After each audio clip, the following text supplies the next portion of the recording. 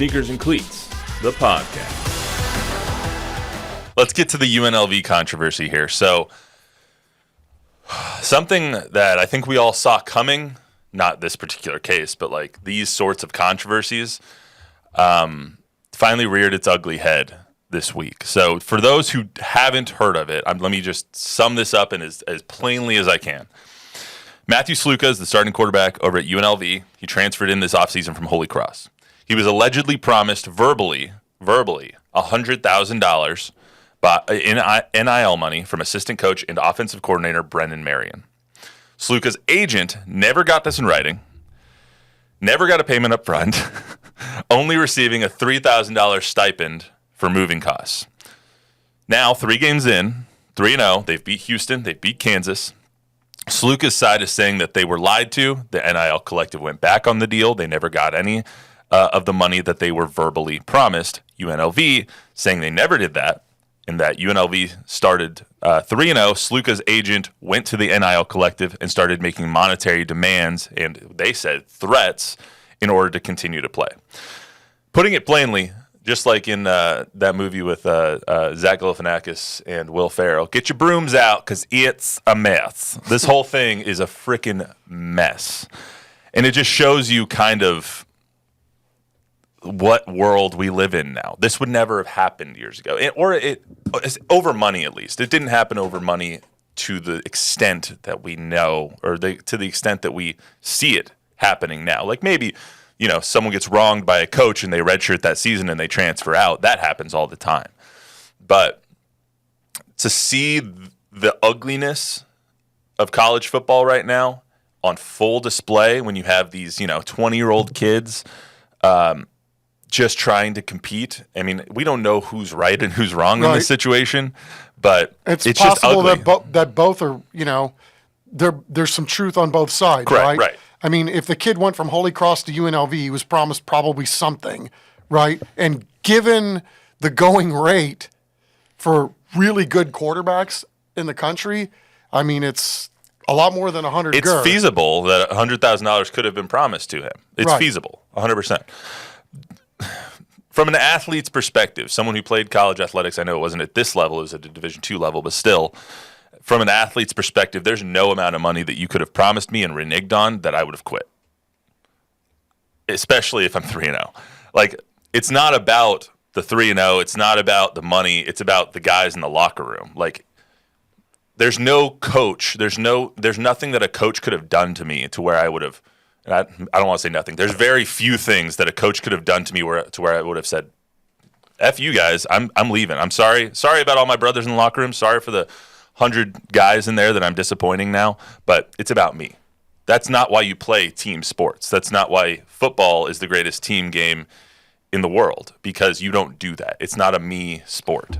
And that's what I hate about NIL now, is it's making it me. Right. But that's the problem between, comparing eras too in this particular case, because if money had been a part of the equation, then the money starts doing different things to people. And if you're talking about a 17 or 18-year-old kid with this money, I mean, I shudder to think what I would have been doing at that age with that much money in my back pocket. And I've had some conversations with pro athletes that were going through the NIL thing the first time, and they talked about how weird that was. Like, all of a sudden, you went from having nothing to having all of it. And it does. I mean, that would be hard for an adult to have to process, or somebody who's, my frontal lobe's still a work in progress. I don't know how these kids are actually having to do it. But so, the dynamic might have been different when you were playing if there was money on the table and all of a sudden somebody's in your ear going, gee, Matt, you're a hell of a ball player, and yeah, your team's 3-0, but you're only making $10,000 here. Maybe I can get you $30,000 down the street. But you have to Why are redshirt you going to go put? Yeah, well, so what? If you're still getting paid, who cares? I mean, at some point, that's going to factor.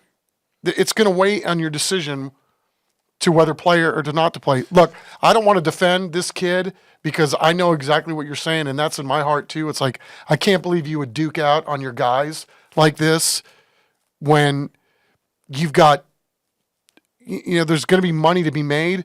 The other side of it is if you were promised something and they didn't deliver, well then verbally or written, to me, it's like if you were promised, then they should deliver. So we have to at least consider that that's a possibility as well. And then beyond that too, if you're this kid and you have a skill set and you've guided your team into the top 25, again, I'm not saying that I would have done this, but if you've already got an agent, somebody is thinking about these things. Like your self-preservation, you're going to make more money playing college football than you're going to make when you get your degree and get out and find a job. So in these games, there's only 10 or 12 of them every single year, and you can get hurt and it can be done in a twinkling of an eye.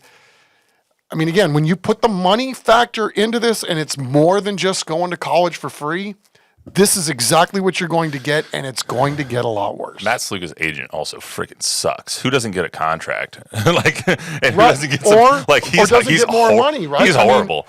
I mean, Frank Harris got $1 million offer to go to Oregon last year before he played here, and he didn't go because it wasn't about the money here, and he knew he was making good money here, but he knew he wasn't going to leave his guys. But guys like Frank Harris are a dime a dozen. I can't say Frank Harris and Matt Sluka's situations are obviously different. 100%. But I'm not saying like if I know me, if I had been Frank Harris and had that opportunity, I would have said, I love you, UTSA. Thank you for all you've done for me, but I'm going to be an Oregon Duck. See you later. Well, this would have been like if Frank went to Oregon for $1 million offer and they said, no, we're not going to give you $1 million, and we're going to give you $20,000 instead. And then he redshirts and is like, "What the?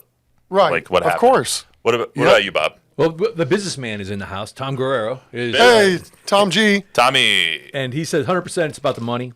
We didn't have these issues before. Kids were getting paid. What happened about education first? That's quaint, isn't it? Yes, right. All right. Education was never first. Yeah, it's another professional football league is what it is. And if you get the degree, because almost all of these kids are going to use their time wisely and work towards getting their degree. More than likely, because of the red shirt year, most of them are going to end up with degrees. And so, I don't want to make it sound like everybody's out there grabbing money. Most of these guys, football's using them. They're using football too to the best of their abilities and to whatever advantages that they're being given. I mean, as anybody that's put a kid through college, like to me, if somebody would have given one of my kids a free ride, what a blessing that is. Not only for the kid, obviously, but for the parent that's trying to get their kid in and out. And now to think that they're getting that blessing and all this money is like, man, the world really has changed. I mean, as someone who got their first 2 degrees for free, that was enough for me. Like, I wasn't the greatest player in the world, obviously. I played at a Division II school and was never going anywhere past that. But it was like, that was enough for me, and being part of the team was enough for me. Playing the amount that I did was enough for me because that's what my team needed from me. But for me, it's always about team first. And now that the players are being put first and the players are putting themselves above the team, it just doesn't sit right with me. Right. No matter what amount of money it is. Like, if it's $100,000, if it's $1 million, you couldn't have paid me to leave the team. Well said. I think that's just me, and I don't want to blame Sluka because I don't know the whole story here with the situation, and there's 2 sides in this war of words. And I will always side with the player if this comes out. But still, no matter what the amount of money was, he should have stayed with the team and played.